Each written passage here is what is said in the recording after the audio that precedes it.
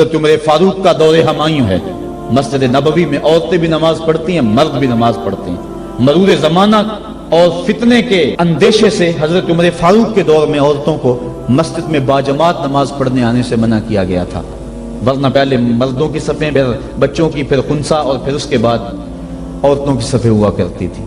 حضرت عمر فاروق کے دور میں جو ہے وہ کچھ دور گزرنے کے بعد اس کی ممانعت ہوئی۔ آپ کا دور ہمایوں میں مسجد میں عورتیں بھی نمازیں پڑھنے آتی ہیں اور مرد بھی۔ ایک عورت اللہ نے اس کو شکل و صورت سے نواز رکھا ہے، وہ نماز پڑھنے آتی ہے، ایک نوجوان رستہ روک کے کھڑا ہو جاتا ہے، 2 4 5 مرتبہ اس نے اس کی مزاحمت کے انداز کو دیکھا، ایک دن رک کر پوچھا تجھے کیا مسئلہ ہے؟ اس نے اپنے قلب کی خواہش کا اظہار کیا کہ میں تیرا متوالا ہوں، چاہنے والا ہوں، تیری ایک ایک ادا پہ 100 جان سے قربان ہونے کے لیے تیار کھڑا ہوں۔ اس نے کہا میری ایک شرط پوری کر دے، میں تیری ہر خواہش، تیری ہر بات مانوں۔ اس نے کہا جلدی کہو، میں تمہارے لیے آسمان سے تارے بھی توڑ لاؤں گا۔ اس نے کہا میری کوئی لمبی خواہش نہیں ہے، ایک ہی میری آرزو ہے، 40 دن تک عمر فاروق رضی اللہ تعالیٰ عنہ کے پیچھے نمازیں پڑھ لو، اس کے بعد جو کہو گے میں ماننے کے لیے تیار ہوں۔ تو اس نے کہا یہ کون سی مشکل شرط رکھ دی، یہ تو بڑا آسان ہے، اگر اس سے تو مل جاتی ہے تو میرے لیے 40 دنوں کی نمازیں کہہ رہی ہے، میں تو 40 سال بھی گزارنے کو تیار تھا۔ خیر 40 دن مسلسل نمازیں چلتی رہی۔ جب 40ویں دن کی آخری نماز پڑھ کے وہ نوجوان واپس جا رہا ہے، اسی جگہ پہ عورت حسب وعدہ کھڑی ہے، یہ نظر جھکا کے گزرنے لگا۔ اس نے کہا میں وعدے کے مطابق کھڑی ہوں۔ کہا اب تیری ضرورت نہیں رہی، عمر نے دل کا تعلق رب سے جوڑ دیا۔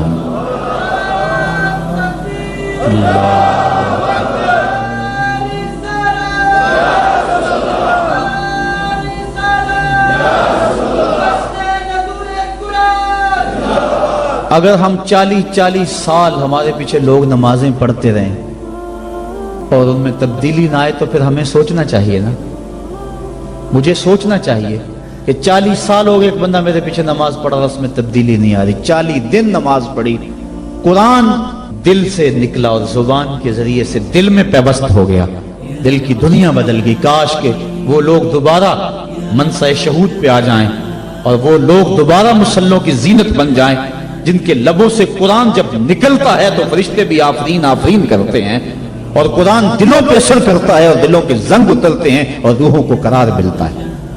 آج امت کے لیے ابتلا اور آزمائش کے مرحلے طویل سے طویل تر ہوتے چلے جا رہے ہیں۔ اس کا ایک سبب یہ ہے کہ جو امت کے رہنما ہیں وہ درد کی دولت سے خالی ہیں، واعظ قوم کی وہ پختہ خیالی نہ رہی، برق طبعی نہ رہی، شعلہ میں کالی نہ رہی، رہ گئی رسم آذاں روح بلالی نہ رہی، فلسفہ رہ گیا تلقین غزالی نہ رہی، مسجد مرثیہ خواہیں کہ نمازی نہ رہے، یعنی صاحب اوصاف وہ حجازی نہ رہے۔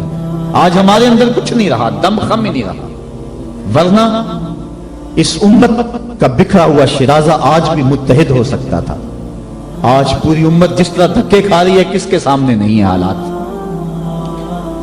کبھی ہمارا کردار لوگوں کو زندگی کی راہیں دکھایا کرتا تھا، آج ہمیں دیکھ کے لوگ دین سے بدزن ہوتے چلے، لیکن ہم نے قرآن کو بطور رسم اپنایا۔ لا یبق من القرآن الا رسمہ، قرآن کو رسم کے طور پہ ہم پڑھ رہے ہیں، ورنہ یہ قرآن تو مردہ دلوں میں زندگی کی روح پھونکنے والا ہے۔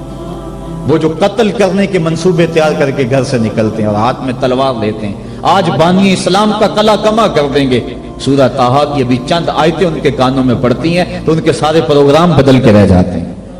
جو بانی اسلام کے چراغ کو گل کرنے کے عزم لے کر گھر سے نکلتے ہیں، گلے میں پٹکا ڈالا ہوا ہے اور اپنے بہنوئی کے ہاتھ میں دیا ہے، کہا مجرم بنا کے حضور کی خدمت میں پیش کر۔ یہ قرآن کی تاثیر تھی، اور پھر قرآن ان کے اوپر ایسا اترا کہ پھر ان کی زبان سے قرآن کا جو نغمہ پھوٹا، لوگوں کی تقریر پلٹتا چلا گیا۔ انہوں نے کہا کہ اے صالح، ہم آپ سے برا شگون لیتے ہیں، معاذ اللہ کہا کہ ہم آپ کو منحوس خیال کرتے ہیں، اور جو تیرے ساتھ ہیں ان کو بھی ہم منحوس خیال کرتے ہیں۔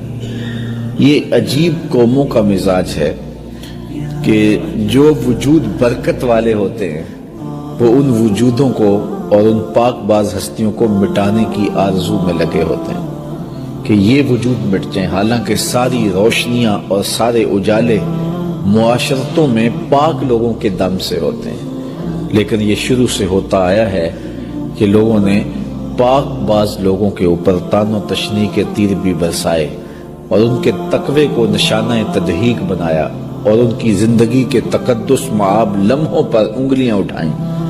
تو انہوں نے کہا کہ اے صالح، ہم تمہیں معاذ اللہ منحوس خیال کرتے ہیں اور تمہاری قوم کو، تمہارے ساتھ جو لگے ہوئے لوگ ہیں ان کو بھی ہم منحوس خیال کرتے ہیں۔ یہ عموماً جو جہالا ہوتے ہیں ان میں یہ ایک تصور ہوتا ہے کہ فلاں چیز منحوس ہے، فلاں چیز منحوس ہے۔ یہ کسی علاقے میں الو کو منحوس خیال کیا جاتا ہے، کسی میں یہ ہے کہ یہ بلی راستہ کاٹ گئی ہے تو یہ منحوس ہو گیا ہے۔ اس طرح کی باتیں اسلام نے اس کی نفی کی ہے اور یہ توکل کے منافی چیزیں ہیں۔ کوئی جو ہے وہ منحوس نہیں ہے، بلکہ دنوں کو منحوس خیال کیا جاتا ہے۔ بعض لوگ منگل کے دن کو منحوس خیال کرتے ہیں، بعض اطراف کو، سمتوں کو لوگ جو ہے وہ منحوس خیال کرتے ہیں، بعض لوگوں کو منحوس خیال کرتے ہیں کہ صبح صبح یہ مل گیا ہے اب سارا دن برا ہی گزرے گا۔ ایسا نہیں ہے۔ اللہ تعالیٰ پر توکل کرنا چاہیے، اور نہ کوئی دن منحوس ہے اور نہ کوئی شب منحوس ہے اور نہ کوئی وقت منحوس ہے۔ جو منحوس ماننے پہ آئے تو معاذ اللہ انہوں نے پیغمبر کو بھی منحوس قرار دے دیا، اور پاک باز ہستی کے عالی مرتبت صحابہ کو بھی انہوں نے جو ہے وہ منحوس قرار دے دیا، اور کہا کہ ہم برا شگون لیا تم سے اور تمہارے ساتھیوں سے۔ قَالَ طَائِرُكُمْ عِنْدَ اللَّهِ بَلْ أَنْتُمْ قَوْمٌ تُفْتَنُونَ، فرمایا تمہاری بدشگونی اللہ کے پاس ہے، بلکہ تم لوگ فتنے میں پڑے ہوئے ہو۔ حضرت صالح علیہ السلام قوم سمود کی طرف آئے تو قوم سمود میں 9 لوگ تھے جو سب سے زیادہ فتنے کی نشانی تھے اور فتنہ گر تھے۔ کتنے برے لوگ ہوتے ہیں کہ جب فتنہ گروں کی فہرست بنے تو ان کا نام آتا ہے۔ کسی بستی کے اندر